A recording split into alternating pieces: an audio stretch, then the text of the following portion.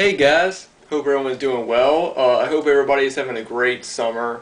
It's been pretty hot and warm recently. The weather has just been great these past couple of days, but it's also been raining a lot, so I get kind of the the good and bad type of weather going on over the past couple of weeks. But for the most part, weather now has been good. So I hope hope everybody's having a good summer, and I hope you guys are getting really nice weather.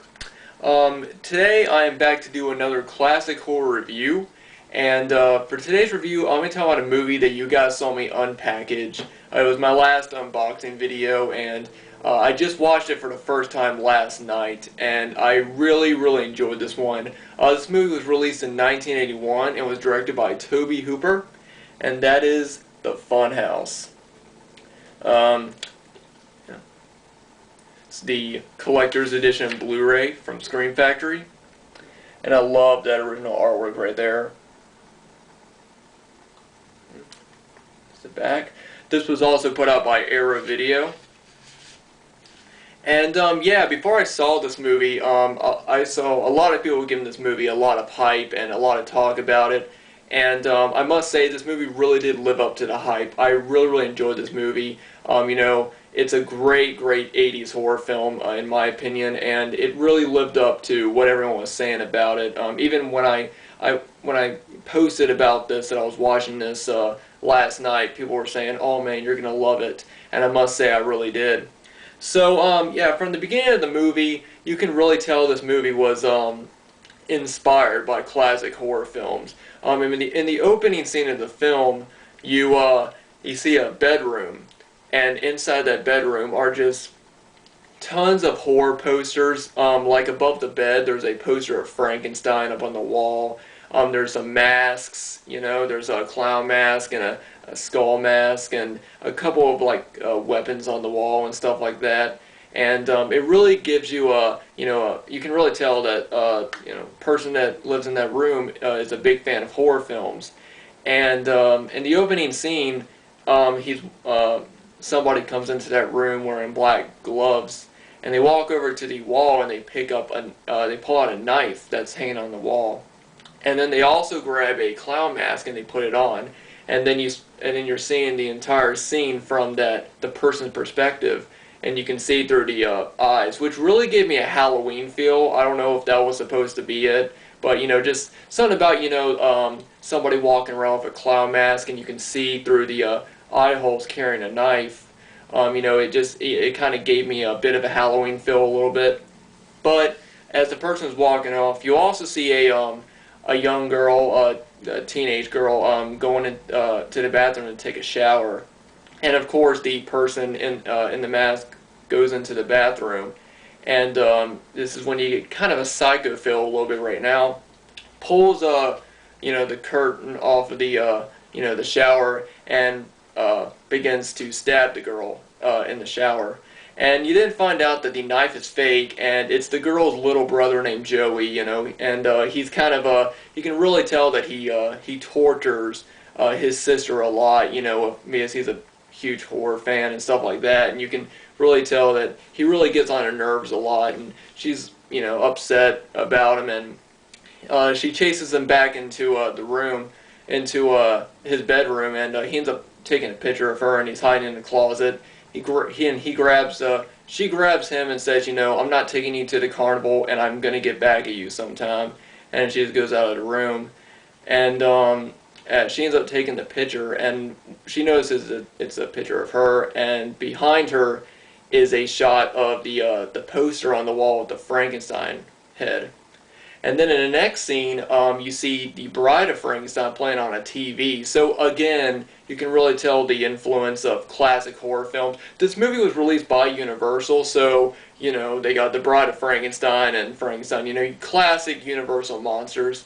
The two people watching the movie are the girl's parents, and the girl comes down. You find out that her name is Amy, and the father is talking about a carnival that's in town, and he's saying Amy is actually waiting for her date to show up. Buzz is his name, and her father says, I don't want you going over to that carnival because last year there was these two girls that ended up dead there, and I don't want you to be I don't want you to be over there. And she says, oh, we're going to go to the movies. You know, of course, lying. Her little brother, Joey's, you know, knows that she's lying, and he's watching them.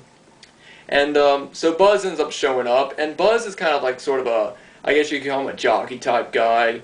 There's not really a good image of him on the front, unfortunately, or the back, but he's sort of a jockey type guy. And the girl Amy, she promises her father, you know, we're gonna go to the movies, I won't go to the carnival. But as she gets in the car, he goes, all right, you're ready to go. And she tries to talk Buzz into them just going to the movies, but of course he wants to go to the carnival.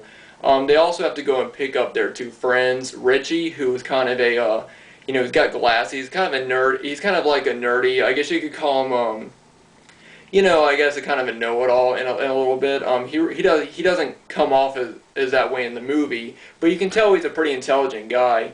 And then one of Amy's friends, Liz, I forgot her name, it's on the back, and she's kind of like the cheerleading type, blonde, a pretty girl in school type, and Amy's kind of like the shy virgin type character. But they all go together and they all decide to go to the carnival. And this is when, for me, carnivals are great. They're great settings for a horror film. When they first get there, they see all the attractions. There's one guy who's trying to get people to go into a place that has all these deformed animals. There's just different people going around, different rides. They all start going on different rides and stuff like that, and they all end up hitting it off really well. Amy and Buzz start hitting it off. It's their first date, and as they go on, they continue going on different rides. And like I said, just the carnival setting is just a great setting. Honestly, everything's colorful. There's people all around, things are going on, and it's supposed to be this really, really fun, playful area, playful place for people to go and just have a good time. And that's why I think that, a lot of people, they don't really think of carnivals as being a place that's, something bad might happen. Or at least they used to back in the 80s. I'm sure now parents are terrified to let their kids go to the carnival with everything that goes on in the world. But back in the 80s, it really wasn't anything. But yeah, at one point, Amy wants to go to see a fortune teller, and they're smoking weed throughout the entire time that they're there, and the fortune teller, they're sitting there giggling, and the fortune teller gets angry at them, tells them to leave, but before that, she tells them that, something bad's going to happen to her, of course, which is, typically happens, but, they end up going out, they end up leaving the fortune teller's area. And then Richie comes up with this great idea that it'd be fun if they stay in the Funhouse. And the Funhouse is this, huge Funhouse. There's a lot of animatronic dolls everywhere. Like there's this big, like it's like a really huge Funhouse, and they go into it by cars on a track. And like on the top of the Funhouse, there's like this old, sort of fat woman-looking animatronic that just laughs, and she's got a big belly. I wish it was pictures of the animatronics, but they're just pretty much animatronics everywhere and dolls. And then the person that is pushing the cars into the Funhouse, he's got a really big Frankenstein mask on, which there's actually a shot of him right there. And the guy that's trying to get people to go into the Funhouse is also the same person that is trying to get people to go see the deformed animals, which is him right there. And both times Amy sort of locks eyes with him, and she really is, and you can tell she's getting a bad vibe from him. But they all decide to go into the Funhouse, and they end up staying in there, and the carnival closes down.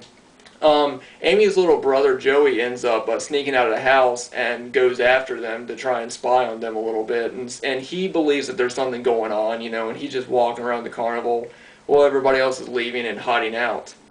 While the teenagers are in the carnival, they're actually up on the, the second floor, or no, they're actually up in the Funhouse, and there's a basement to it, which I thought was kind of weird because if it has a basement, then it really can't be a traveling carnival, and it's supposed to be a traveling carnival. And I've heard other people say this before. It's kind of weird that it has a basement, but it's supposed to travel around. But anyway, while they're down there, they see the guy with the the really big, oversized Frankenstein mask, and they also see the fortune teller, and he basically pays her to give him a hand job. And after he pays her, he wants the money back. And she doesn't give him back, and so he ends up strangling her and killing her. And after that happens, from that point on, things just start taking a turn for the worse. The kids, the teenagers, they're stuck in the funhouse. They don't know how to get out. The doors are locked, and they don't know to tell somebody that they just witnessed murder or what's going to happen to them. And from that point on, things just take a turn for the worst. And that's as far as I'm going to go with it.